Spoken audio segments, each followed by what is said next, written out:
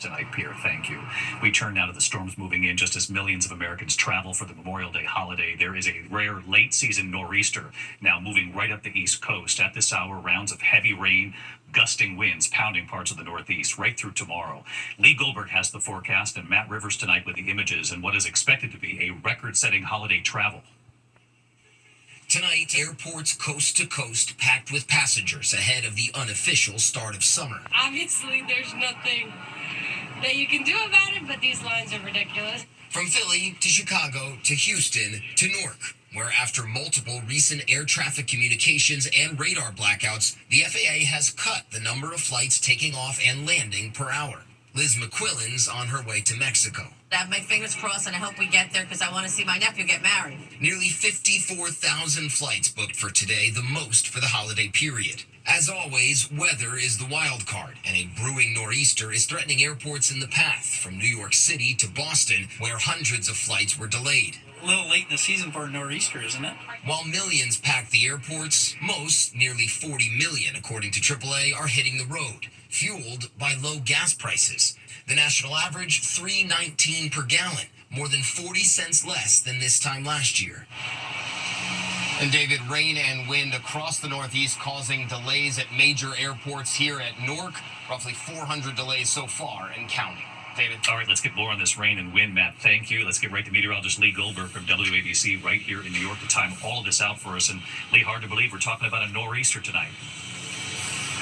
I know, it's not exclusive to winter. It's southeast of Long Island. It is pounding southern New England with heavy rain, 47-mile-per-hour wind gusts at Chatham, some coastal flooding. Rain goes all the way back to Hartford. The storm is moving northward. It's snowing on the top of Mount Washington with a wind chill of 5 right now. Heavy rain moves into northern New England tomorrow. It'll still be showers on the backside of that storm from Boston down to New York. It will be lighter, nicer by Memorial Day, but a slow, chilly start to the weekend. Other problem spots, it's the plains, Midwest, all the way to the Tennessee Valley. Rounds of severe storms in the weekend. Could be up to a half foot of rainfall as we go into the weekend. That's going to dampen the start of the holiday weekend as well. David? Lee Goldberg back with us. Lee, thanks as always. There's been a major escalation tonight in President Trump's battle with Harvard. Homeland Security now banning the university from enrolling foreign students. Thousands of students could be forced to transfer now or leave the country. Here's Mary Bruce. Tonight, a dramatic escalation in the Trump administration's ongoing battle with Harvard. The Department of Homeland Security telling the university it can no longer enroll foreign students, and existing foreign students must transfer or lose their legal status. Adding, let this serve as a warning to all universities and academic institutions across the country. DHS accuses Harvard of perpetuating an unsafe campus environment that is hostile to Jewish students and employing racist diversity, equity, and inclusion policies. Accusations Harvard denies. The move tonight leaving nearly 7,000 international students, a quarter of Harvard's student body, in limbo. They're trying to punish a institution in the United States for not bending to its political will and doing it by attacking international students. DHS Secretary Kristi Noem saying Harvard now has 72 hours to comply with the administration's demands if they want to reverse the ban. We've asked them for the backgrounds on students that attend their university, their criminal activity on campus, off of campus, any video or audio footage they have of this violent activity, and they have just simply not complied. Harvard calls the ban unlawful, saying this retaliatory action threatens serious harm to the Harvard community and our country. Harvard is already suing the administration after it froze $2.2 billion in federal funding to the university, after Harvard refused to comply with the government's demands that they change their curriculum, admissions policies, and end all DEI programs.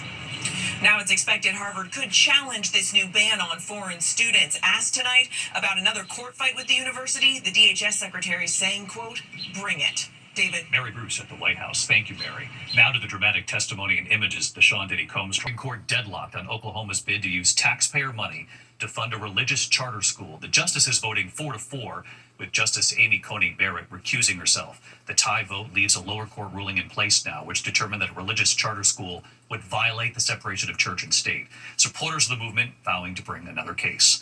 When we come back tonight, news on this scare outside CIA headquarters. A driver shot while failing to stop at the gate. And then the end of the penny. This question tonight, how much do you think it costs to make a penny? In a moment. Tonight, the scare at the CIA, a security incident outside CIA headquarters. Fairfax police saying a driver was shot and wounded after failing to stop at the gate. The driver is expected to survive. Authorities tonight saying no link to terror. When we come back here, remembering the youngest owner in the NFL and who gets the team now, and the end of the penny. So what happens now to the prices we pay? To the index tonight, the end of the penny, the U.S. Treasury Department ending production once its current inventory runs out. The penny costs about 3.7 cents to make every 1 penny. Prices will now likely be rounded to the nearest nickel. Indianapolis Colts owner Jim Irsay has died, just 37 years old when he took over the team in 1997. Ownership of the team is now expected to go to his 3 daughters. Jim Irsay died in his sleep. He was 65, no word on a cause. When we come back tonight, imagine discovering questions you had for yourself back when you were in the 6th grade. You have to see this.